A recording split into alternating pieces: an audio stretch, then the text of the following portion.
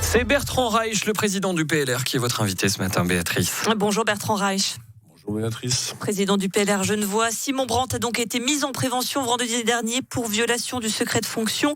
On va juste rappeler qu'il lui est donc reproché d'avoir diffusé le rapport sur le note de frais des fonctionnaires de la ville et qu'en tant qu'employé de police, d'avoir transmis une main courante à un tiers. Dernière révélation de la RTS, ce tiers en question serait Pierre Maudet. Pierre Maudet qui aurait même demandé d'avoir cette main courante à Simon Brandt. Et tous les deux auraient orchestré la fuite du rapport sur les notes de frais des fonctionnaires municipaux. Votre réaction, Bertrand Reich ? Eh bien, j'observe qu'à juste titre, vous utilisez beaucoup le conditionnel, parce qu'effectivement, ce sont des hypothèses. Moi, ce que je souhaite, c'est deux choses. C'est d'abord qu'on se rappelle que sur l'histoire des notes de frais et du rapport relatif aux notes de frais, il n'y a rien de nouveau, en réalité, puisque cela avait déjà été évoqué au mois de juin, et que donc là, on parle d'une affaire ancienne qui, à ma connaissance, n'a pas évolué depuis. Mais sur le fond... Ce qui est nouveau, c'est que Pierre Maudet aurait orchestré la fuite avec Simon Brandt, d'après la RTS. Alors aurait, effectivement. Et la question qui, pour moi, se pose est un peu moins la question de Simon Brandt, mais surtout la question du fonctionnement d'une administration, la question de la transparence de l'administration, parce que l'enjeu, notamment politique, il est fondamentalement là. Je vous laisse le conditionnel, enfin je laisse à la presse le conditionnel de aurait, c'est pas les informations dont je dispose. Et Vous nous dire que ces informations de la RTS sont fausses ? Et le deuxième élément, j'y viens tout de suite. Vous me dire que les informations de la RTS sont fausses ? Je dis qu'elles sont très conditionnelles. À ma connaissance, on ne sait toujours pas qui a communiqué le rapport à la presse. À ma connaissance aujourd'hui. Et donc, il me paraît un peu prématuré de dire qui a organisé les fuites alors qu'on ne sait pas qui a communiqué cela. Puis le deuxième aspect, qui est l'aspect, alors lui, réellement nouveau, c'est-à-dire l'accusation faite à Simon Brandt d'avoir fouillé dans des bases de données de son employeur pour communiquer des informations.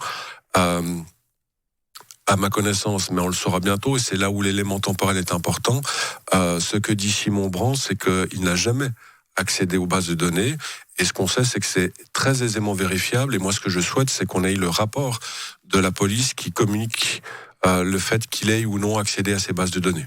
Parce qu'à un moment donné, il y a une instruction qui est en cours, j'ai aucun doute sur le sérieux de l'instruction, et donc c'est la première question qui se posera. Face à ces accusations, c'est tout à fait logique et légitime qu'ils soient entendus, et puis c'est tout aussi logique et légitime qu'on vérifie si techniquement il a effectivement accédé à ces bases de données. Et si, comme il le dit, tel n'est pas le cas, c'est-à-dire que l'accusation est infondée. Reste que Simon Brandt, qui est donc candidat au conseil administratif de la ville de Genève, je vais me mettre le passé pour le coup, avait basé sa campagne sur l'exemplarité. Là, c'est quand même compliqué de continuer.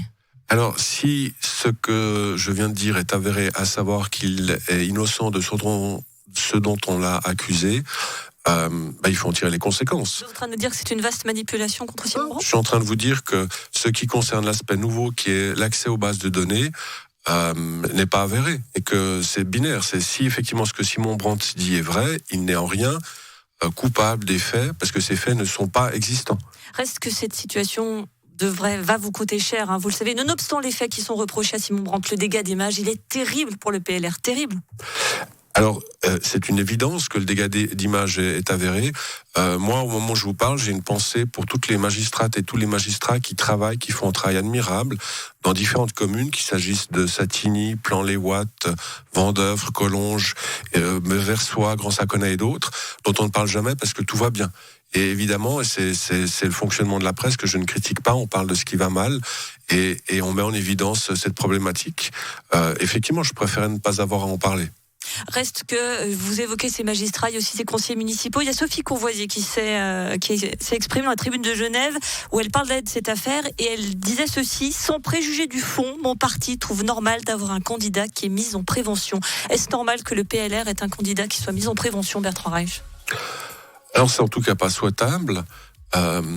Ensuite, dans l'organisation du PLR, et Sophie Courvoisier le sait bien, c'est l'association PLR de la ville de Genève qui choisit de faire confiance ou non à son candidat pour le conseil administratif. Le national n'aurait pas choisi de lui renouveler la confiance ? La question ne se pose pas comme ça. Nous sommes un parti institutionnel et à chaque instance de faire ses choix et d'assumer les conséquences qui en résultent.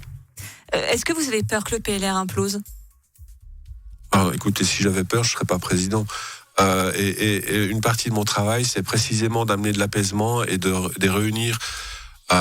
Maintenant, le PLR, et c'est pas nouveau, c'est un lieu de tension, c'est une association qui est forte, de plus de 3300 personnes, et il y a donc des divergences, il y a des fortes personnalités, il y a beaucoup d'énergie, et le but, c'est de canaliser cette énergie pour qu'elle soit utilisée dans le bon sens. Merci beaucoup Bertrand Reich, président du PLR Genevois, un PLR qui est fort et pas mort. Merci beaucoup.